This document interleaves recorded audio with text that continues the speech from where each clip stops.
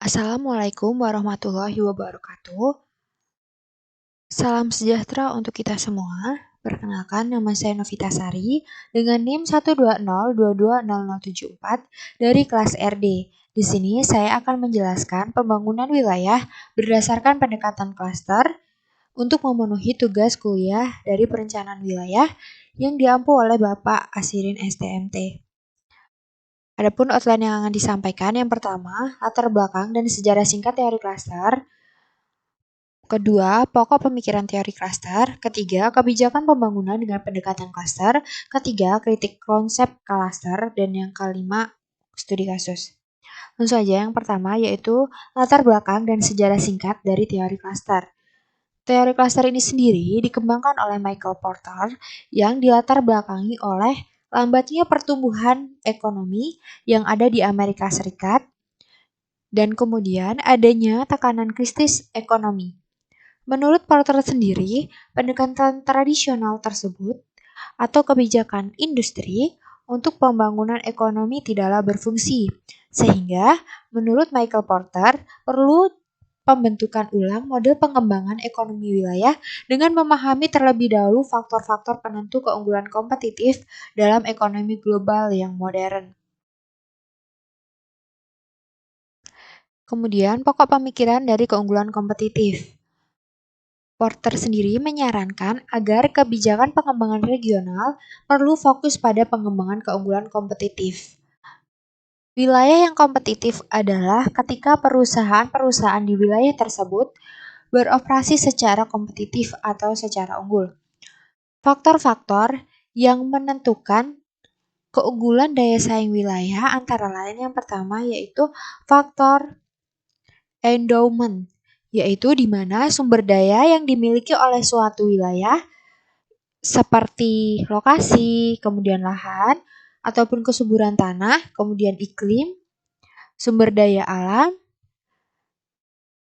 lingkungan, penduduk, maupun warisan cagar budaya. Kemudian yang kedua yaitu keunggulan secara ekonomi makro. Secara makroekonomi, seperti adanya kebijakan moneter, kemudian pembangunan manusia, juga kelembagaan politik yang efektif. Yang ketiga, keunggulan secara secara mikroekonomi, di mana kualitas lingkungan, pengembangan klaster, juga adanya kecanggihan strategi dan operasional dalam perusahaan.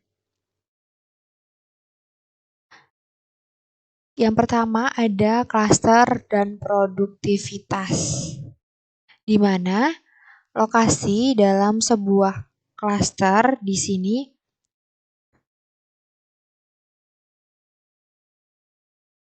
terbagi menjadi beberapa, yaitu yang pertama akses ke input dan karyawan khusus, di mana lokasi dalam sebuah klaster dapat memberikan akses yang unggul atau lebih mudah ke input khusus,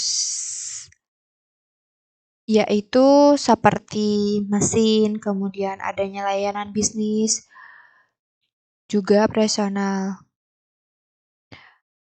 Kemudian klaster di sini merupakan bentuk organisasi spasial yang dapat menjadi sarana yang secara efisien atau lebih efektif untuk mengumpulkan input daripada alternatif.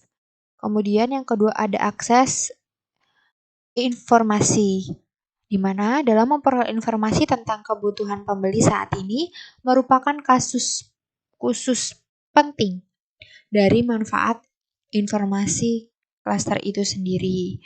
Di mana contohnya seperti saat ini pembeli yang sudah maju dan canggih merupakan bagian dari kelompok atau peserta klaster yang memiliki informasi tentang pembeli yang sering dibagikan. Kemudian ada komplementaristis.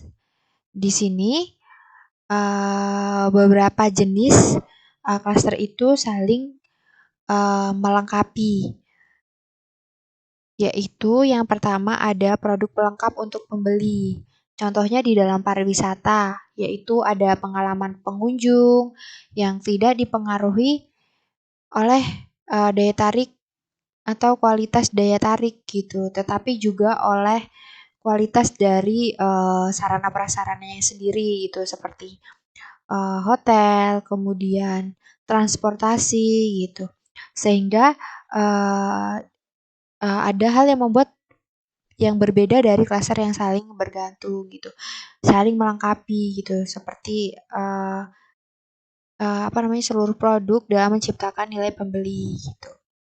Kemudian ada pelengkap pemasaran, di mana kehadiran sekelompok perusahaan dan industri itu saling berkait di lokasi yang menawarkan efisiensi dalam pemasaran bersama. Hal tersebut juga dapat meningkatkan reputasi lokasi di bidang tertentu yang membuatnya lebih mungkin gitu bahwa pembeli akan mempertimbangkan vendor atau produsen yang berbasis di daerah tersebut. Kemudian adanya akses ke institusi dan barang publik gitu. Cluster membuat banyak input yang jika tidak akan mahal menjadi barang publik atau semu publik. Barang publik atau semu publik di lokasi klaster ini sering merupakan hasilnya yaitu hasil dari investasi swasta dalam program pelatihan, infrastruktur swasta, pusat kualitas, dan bentuk-bentuk lain. Kemudian ada intensif dan pengukuran kinerja, yaitu klaster meningkatkan intensif dalam perusahaan untuk mencapai produktivitas tinggi. Di sini, klaster memudahkan untuk mengukur kinerja kegiatan in-house karena sering ada perusahaan lokal yang melakukan fungsi serupa. Kemudian ada klaster dan inovasi, di mana pada klaster dan inovasi ini, keuntungan potensial dari klaster dalam memahami kebutuhan dan peluang untuk inovasi yaitu signifikan. Tetapi yang sama pentingnya adalah fleksibilitas dan kapasitas untuk bertindak dengan cepat. Pada klaster dan inovasi ini, sebuah perusahaan dalam sebuah klaster biasanya sering lebih cepat dalam mendapatkan komponen, layanan, mesin, dan elemen lain yang diperlukan untuk mengimplementasikan inovasi, baik dalam bentuk lini produk baru, proses baru, atau model logistik baru. Kemudian ada klaster dan formasi bisnis baru. Dalam hal ini, keuntungan klaster dalam informasi bisnis baru dapat memainkan peran utama dalam mempercepat proses inovasi klaster. Karena untuk pembentukan bisnis baru ini, kedalaman dan luasnya klaster ini sering tumbuh seiring berjalannya waktu, meningkatkan keunggulan klaster. Dengan teori klaster ini, Porter menyarankan bahwa perdagangan internal di dalam negara adalah kekuatan yang utama untuk meningkatkan produktivitas, seperti halnya perdagangan dengan negara-negara tetangga yang berdekatan. Selanjutnya, kebijakan pembangunan dengan pendekatan klaster. Menurut Porter, strategi ekonomi untuk mencapai keunggulan kompetitif haruslah sesuai dengan kondisi dan potensi yang dimiliki wilayah. Perumusan strategi pembangunan regional menurut Porter adalah sebagai berikut. Yang pertama, pengembangan keunggulan nilai-nilai wilayah, di mana hal tersebut yaitu berupa keunikan dari lokasi tersebut, seperti lokasi, warisan, budaya, dan kekuatan yang dimiliki oleh wilayah tersebut. Selanjutnya yaitu pengembangan kekuatan unik yang dimiliki, di mana kekuatan unik ini harus dikembangkan dengan melihat elemen-elemen iklim maupun lingkungan yang unik dan unggul dibandingkan dengan wilayah yang lain. Kemudian ada pembangunan untuk mencapai dan memelihara keseimbangan dengan wilayah sekitar.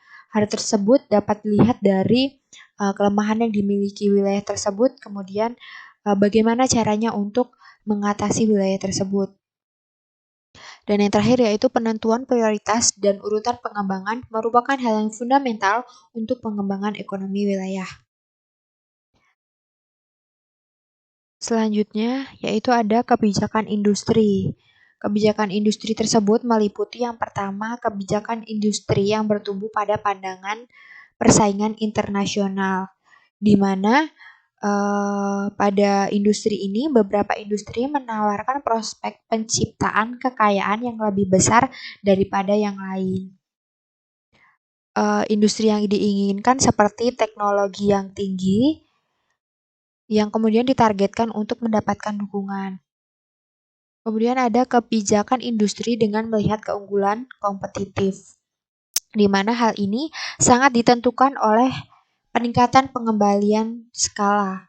Skala tersebut sangatlah penting, di mana pemerintah harus memelihara industri-industri baru yang diprioritaskan, sehingga mencapai masa kritis melalui subsidi, juga melalui penghapusan persaingan. Kemudian ada kebijakan industri yang cenderung memusatkan keputusan intervensi di tingkat nasional, di mana melalui intervensi tersebut pemerintah dapat mengupayakan untuk memiringkan hasil kompetitif untuk kepentingan negara. Selanjutnya ada kebijakan klaster, di mana pada kebijakan ini meliputi yang pertama konsep klaster bertumbuh pada pandangan yang lebih luas dan dinamis. Dalam hal ini dapat dilihat berdasarkan pada pertumbuhan produktivitas, juga potensi untuk kontribusi pada kesejahteraan. Kemudian teori klaster menyerukan untuk merekomendasikan perusahaan yang asing, di mana untuk merekomendasikan pengecualian perusahaan asing, teori klaster menyerukan untuk menyambut perusahaan asing tersebut, gitu, di mana diharapkan perusahaan asing tersebut dapat meningkatkan eksternalitas dan juga produktivitas klaster. Kemudian teori klaster menekankan pada perlunya pembukaan pasar lokal dan juga pentingnya inisiatif di tingkat negara, bagian, dan lokal. Kemudian di sini juga dikatakan bahwa teori klaster ini berfokus pada menghilangkan hambatan, yaitu dengan melonggarkan kendala dan menghilangkan inefisiensi terhadap produktivitas dan pertumbuhan produktivitas. Kemudian pemikiran berbasis klaster ini dapat memfokuskan prioritas mana dan juga memadu kebijakan dalam sains dan teknologi.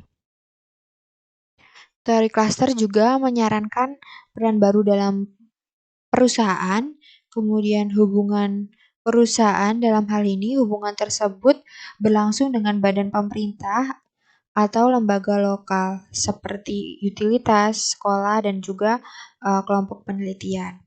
Kemudian juga yang terakhir, perusahaan individual dapat secara independen mempengaruhi pengembangan klaster. Kemudian ada kritik terhadap konsep klaster. Yang pertama, itu ada kritik dari Gardiner pada tahun 2004, di mana kritik tersebut yaitu sampai sejauh mana tempat menganggap diri mereka bersaing satu sama lain. Tinjauan analitis telah berupaya untuk mengidentifikasikan lebih banyak faktor yang saling terkait yang mendorong daya saing lokal dan regional. Yang kedua ada kritik dari Bristow pada tahun 2005, di mana peningkatan produktivitas dapat mengakibatkan hilangnya pekerjaan dan dampak yang merugikan pada ekonomi lokal dan regional. Kemudian ada kritik dari Hudson tahun 1997 mengenai model universal seperti cluster hanya dapat berfungsi jika disesuaikan dengan konteks lokal dan regional tertentu. Kemudian ada kritik dari Pika tahun 2016. Dalam kritik tersebut berbunyi bahwa evaluasi kritis terhadap bukti dampak aktual dari kebijakan klaster pada pembangunan lokal dan regional masih terbatas. Selanjutnya yaitu studi kasus. Kebijakan klaster industri berkontribusi pada evolusi klaster juga dapat memiliki peran penting dalam berkontribusi pada pembaruan jalur industri wilayah dan kemungkinan pengembangan industri baru yang terkait. Kebijakan klaster yang dimaksudkan untuk merangsang inovasi dan kemampuan adaptasi wilayah dalam jangka panjang. Klaster industri merupakan entitas penting dalam pembangunan ekonomi wilayah dengan studi kasus di Riau, sehingga klaster harus diperlakukan sebagai klaster regional dari aktor terkait dengan menghubungkan limpahan pengetahuan dengan pembaharuan ekonomi, jalur pertumbuhan baru, dan pertumbuhan wilayah. Dari studi kasus di Riau, dapat diketahui bahwa penting dalam menerapkan kebijakan klaster industri yang baik dalam konteks perkotaan maupun perdesaan. Dengan mempertimbangkan disparitas ekonomi perkotaan-perkotaan yang kuat, ini sangat penting jika kebijakan klaster dimaksudkan untuk membuka efek menguntungkan di seluruh wilayah. Demikian yang dapat saya sampaikan. Lebih kurangnya saya mohon maaf. Terima kasih.